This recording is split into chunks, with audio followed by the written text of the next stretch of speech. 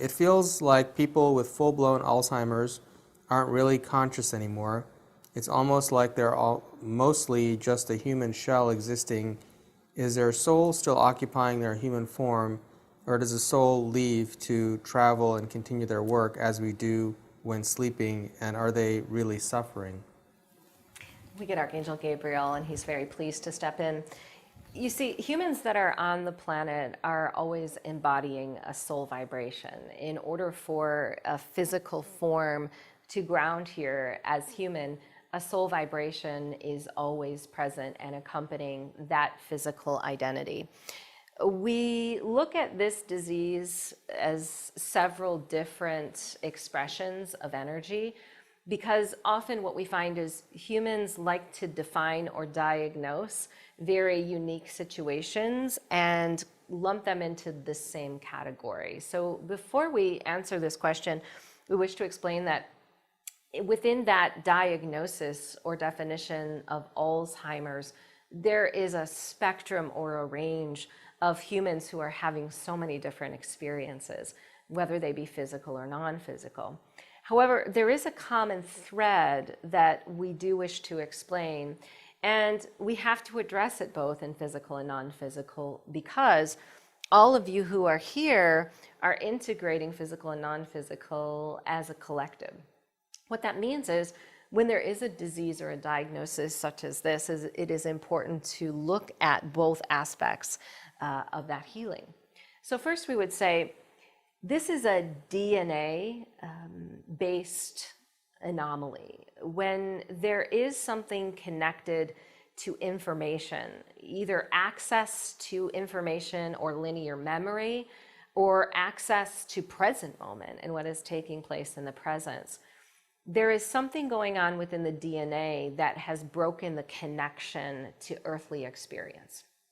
So if there is a linear timeline and there is a human who is not able to recall its own linear timeline, it must be present elsewhere in another dimension that timeline does not exist. Because there is no space of nothingness in the universe. Consciousness is always present regardless of whether it shows up in your timeline. For example, there are some that are in what you call a human coma. And that human coma may seem as if there is no conscious recognition of that human to its present moment. But consciousness still exists. It is just elsewhere in a dimension that is opposite of what that presence is for you. And it is similar to what we see for this disease. It is not that the DNA has a difficult pattern to remember its presence so much as it is that there's been a disconnection of the DNA from the consciousness.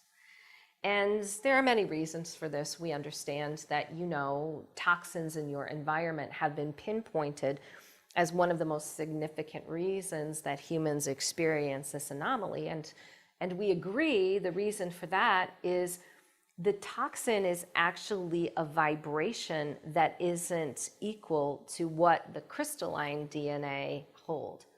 So the separation of the DNA of the physical and non-physical becomes greater when there is dense information in the structure.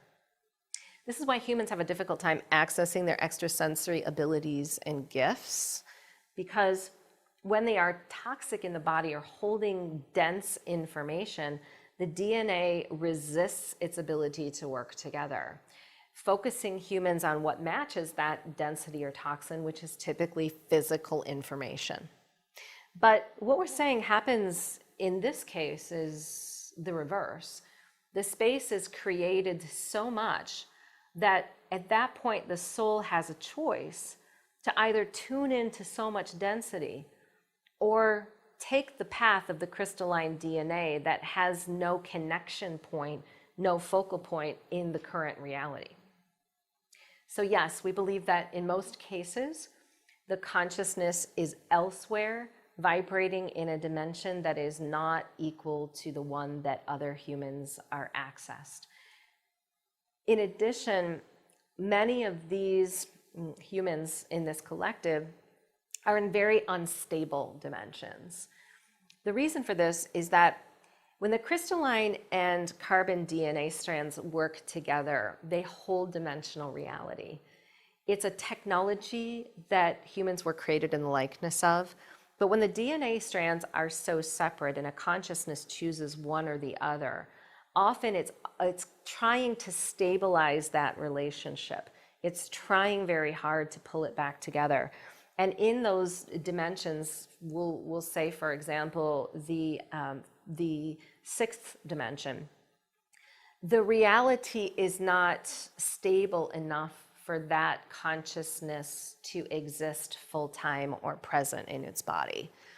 And when that instability takes place in dimension, it's very difficult to bring that consciousness back into its body. We know that humans have gone through a myriad of different technological and natural approaches to heal this, and we do believe that there are present on the planet many that can assist in this way. But remember, the physical and the non-physical DNA strands are meant to integrate, and the best way to do this is bringing higher vibration in to counteract the density that is present. Detoxification is something that is also recommended to create the space for how that information can come back together as one.